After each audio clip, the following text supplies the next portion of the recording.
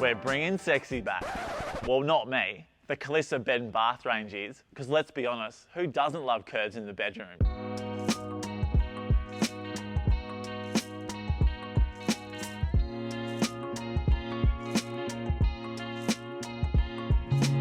Postmodern is so hot right now, and the Calissa range is the first of its kind to have both matching bedroom and bathroom furniture. When we were renovating our house on the block, it was very difficult to find a bedroom set to match with the ensuite, but the Calissa collection offers just that. It's the perfect marriage between both, and it ties everything together. Personally, I love the dark walnut. I think it adds a lot of mood and flavour to the bedroom. However, there is the lighter oak option, which you would have seen in House 5 on the block.